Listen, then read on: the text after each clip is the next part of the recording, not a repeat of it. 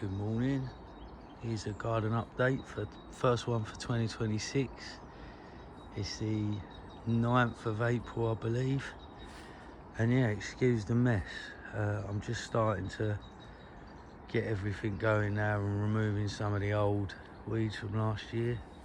There's some nice tulips I planted a couple of years ago now. They're coming through nice. There's actually some garlic hidden in there. There's a lot of wildflowers coming up. That's why I haven't really weeded as of yet. I want to see what's coming up. There's like a nigella coming up there, and candulas coming up, and here's our new addition to the family, our little cats. That's George.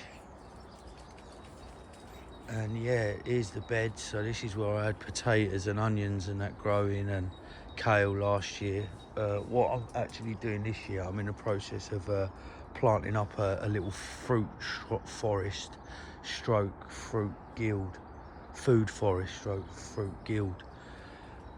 Stick with me on a journey with that. I'm getting ready to plant a lot of plants. I've done a plan as well, show you how that goes. But here's the loganberries waking up just there.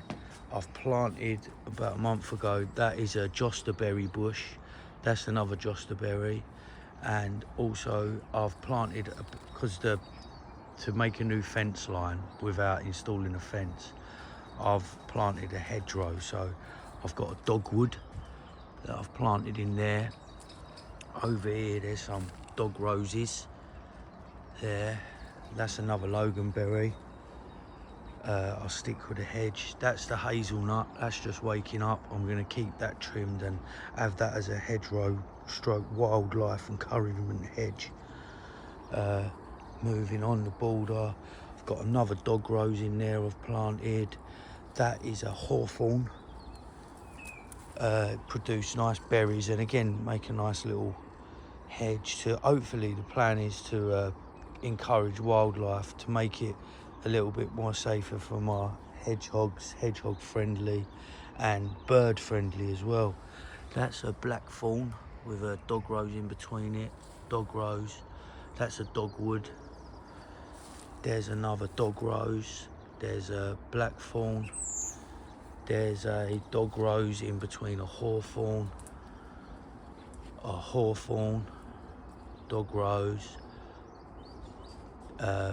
blackthorn. Blackthorn produce sloe berries. A few people say they make sloe gin out of and stuff like that. Over here's another dog rose.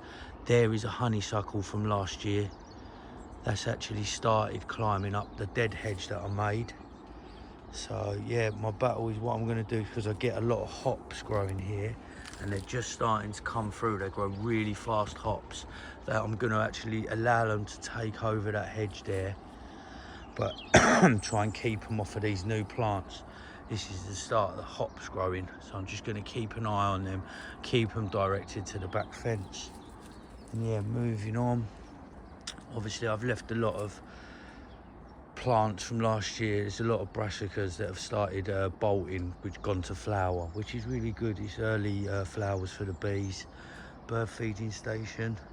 A lot of these plants are actually from seed as well, from the seeds from the bird feeder. My little hedgehog station where I do my videos from. There's where my camera trap's set up. There's a little hedgehog home, and I should be quiet, but I've noticed I've got blue tits birds. They've moved in to that little nest box, which I'm well chuffed with. So yeah, moving on. I also planted some fruit trees. I've got that's a plum, Victoria, and that is a pear, Concord, self-fertilizing, and that's an apple,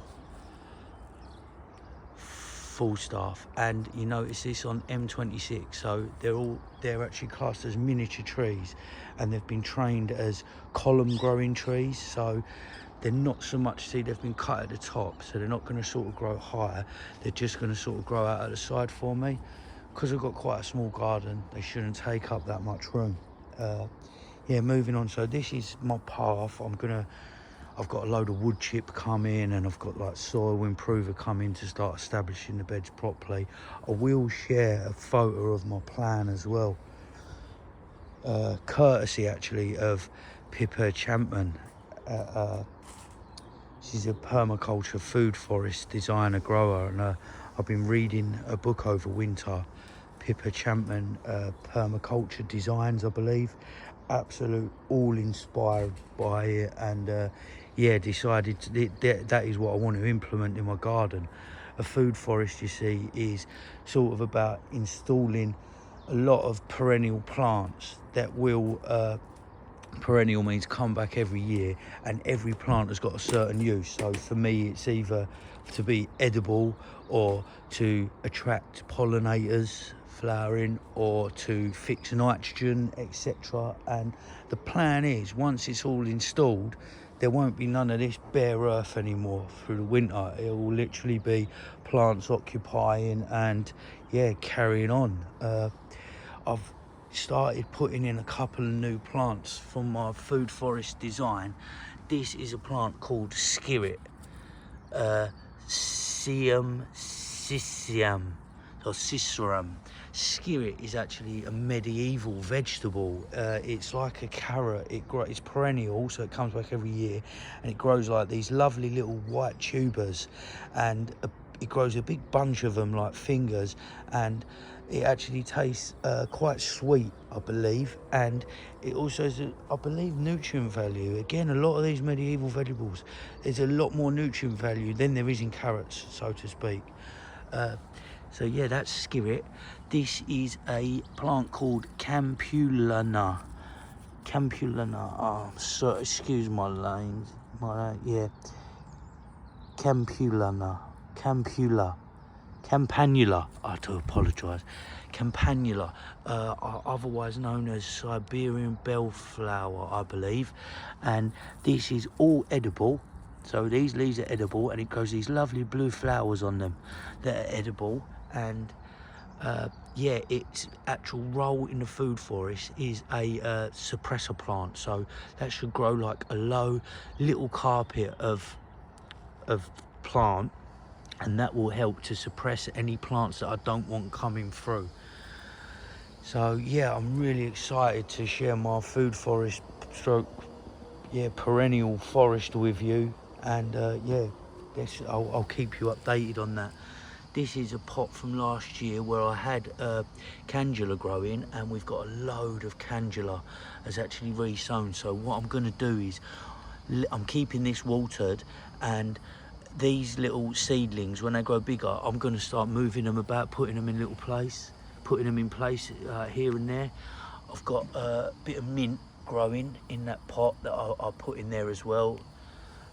Yeah, so again, I'm going to either use that or let that take over the pot. Getting some weeds. Oh, look at that, a little caterpillar.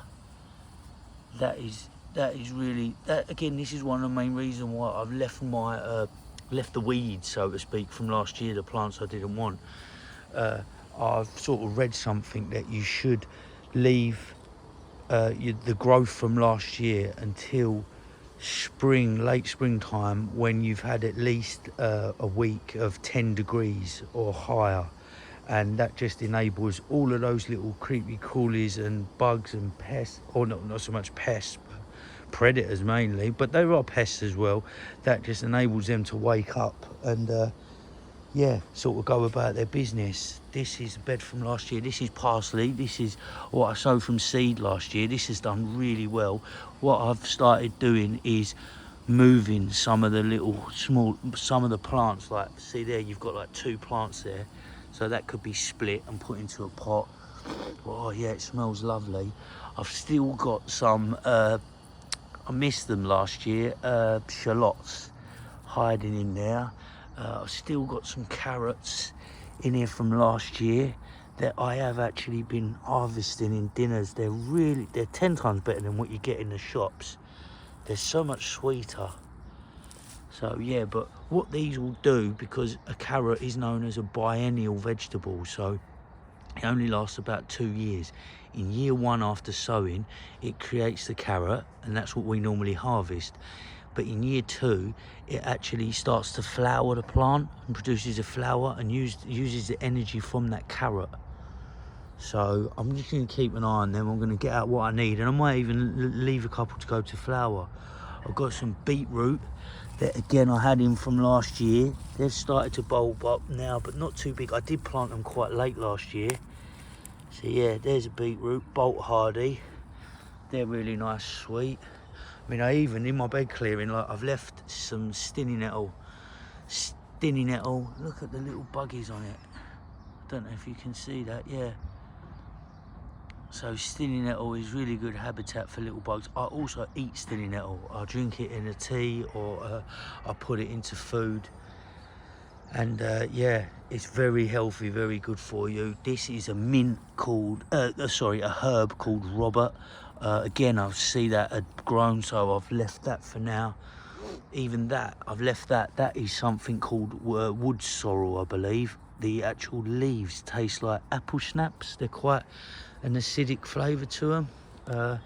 Also got over here another one of my food forest perennial plants. This is a viola, a common dog violet, I believe. It's normally found growing in forest areas, in shaded areas, so I thought what better than to give it to underneath the hazelnut tree. As I say, the leaves are just coming on this hazelnut, so this will provide a lovely bit of shade for that, because I'm south facing. As you see, the sun comes up over there and literally goes around there all day long. So I've tried to be conscious in my planning for planting my food forest, also which direction the sun's coming from and where to put sun-loving plants, etc. Moving over to this side of the bed, I've got another skirret, Cicerum. Yeah, that's looking good. This is an onion from last year. I left, I believe the variety was Mammoth Onion. Again, this should theoretically go to flower soon, so it should start producing nice flower heads. May even leave it if it's not getting in the way of my planting, and yeah, take some seeds from it. That's another Campula. Oh, I'm useless at pronouncing the names. That is a kale, Calvolo Nero from last year. That's gone to flower. You can actually eat these, all of this still. This is still, which I have been picking these little leaves off to put into like stews and stuff like that later on in the cooking of the stew. But again, it also, what I'm conscious of is the blue tits nest. So the bird's nesting in there, and the idea is, I believe what I've read is she'll start having laying her eggs around this month, and she feeds the young exclusively on caterpillars. So wherever I can leave brassica loving plants to promote caterpillars, I'm trying to do my thing for the clutch, so to speak. And yeah, do you know what, that's about it really. Not much to show, but I'm really excited for this growing season. My biggest excitement is the fact that I've actually created this plan of what I want to get planted finally, rather than every year just going bosh a plant there, bosh a plant there. And I'm always planting annuals, so I get this, they come, I harvest them, harvest loads of potatoes and corn I had growing last year, as you know. Yes, it was all yummy, but this year is more of a long-term goal. And also the benefits of it is I'm going to have little different unique plants that are going to be edible, so it's fulfilling my needs. I've incorporated more fruit already this year, which is going to fulfill my fruit needs. And the idea of the food forest in general, I believe, is everything starts to look after each other. So you've got a different range of plants, from nitrogen fixers, that's like my clover, and another plant called lupins I'm going to be planting. They're going to be fixing the nitrogen back into the soil. I've got like accumulative recovery, I believe, fertility plants. They're live mulching plants, basically, like creeping comfrey I've ordered. That's going to go down the back of the garden soon. And the leaves of the comfrey I'm going to be using as fertilizer for everything. And then yeah, basically everything will just be working together in harmony. That's what I want to promote. And it's also promotes it's more beneficial to wildlife and promotes biodiversity. in your little space of a garden, which I believe is what we need to do, because the way gardens are now and land is being cultivated and that, the best we can do is make a little, what would it be known as, an oasis in the desert, so to speak, for all this little wildlife. As I speak to you as well, the little blue tit has arrived. I think they're going to go into their nest. If you can see that zoomed in, yeah. So here we are, there's the blue tits, they're up and about. There's the goldfinches, they're up and about. Oh, I get so excited. All right, I'm going to leave you get on for now, but I'll be back soon, so I'm not rambling too much. Thank you, everyone. Bless, over and out.